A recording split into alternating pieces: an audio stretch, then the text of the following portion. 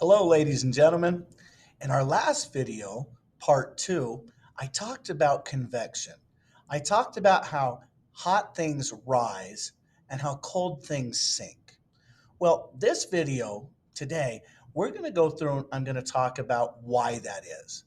I get it that it could be another vocabulary. Oh, hot things rise, cold things sink.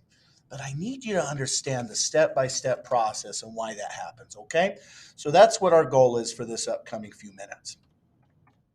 We've got these hot things rising, we've got these cold things sinking. Cold sinks, hot rise. This concept is going to be a combination of our last two videos. I want to go through and I want to think about changes in volume. If I heat something up, remember, if I heat it up, it expands. So if it heats up, it expands, it gets bigger. Well, let's take a look at what this does to the density. If I take this middle box and I say this is where I start, if I'm increasing this box, it looks like this. It gets even bigger. Now, when I go through and I increase the size or I increase the volume, the density goes down. Remember, increasing the volume decreases the density. A way you can think about it is if these were two fish in a tank or birds in a cage, if I increase the size of their cage or their tank, they're not going to be as compact. They're going to be able to move around more. So we're going to say if I increase the volume, I'm going to decrease the density.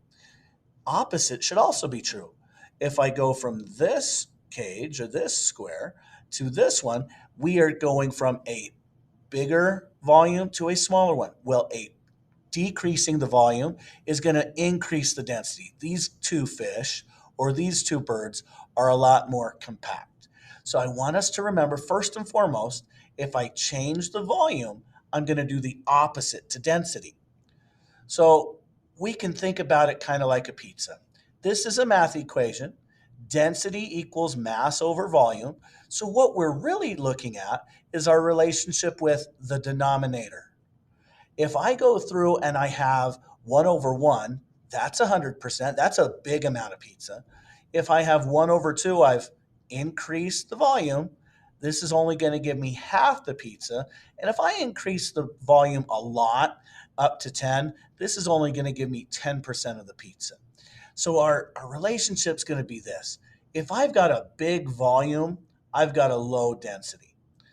Volume is going to be the amount of space that it takes up. Like right here, we increased from this box to this box. So an increase in volume is going to decrease the density. Right here, I've got an aircraft carrier. This aircraft carrier is huge. It's a really big aircraft carrier. Well, the reason why it's able to float is because we've got a big amount of volume and a small amount of density. Now, how do we tie this in together? If we can remember that heating an object up is going to make it expand, heating up an object is going to make its volume go up. So if we go here, heat it up. So I heat up the object, it's hot down here, it's going to expand. When it expands, it's going to have a low density. So I've got the object, I heat it up and it expands. When I expand it out, when I make it bigger in volume, the density goes down, decreases the density. When the density goes down, the object is going to rise. This rising object is less dense. Let's see if the opposite can be true. It's up here at top, it's going to cool down. We know when things cool down, kind of like that ball going through the circle, when we have something that is cooler, it's going to contract and get smaller. When it gets smaller, it's going to have a higher density and it's going to fall. So what we're describing right here are these convection currents. Things heat up, they become higher in volume, they become bigger, and they become less dense. When things get cool, they shrink or contract. Their volume goes down and their density goes up. This is what a hot air balloon does. I'm heating it up.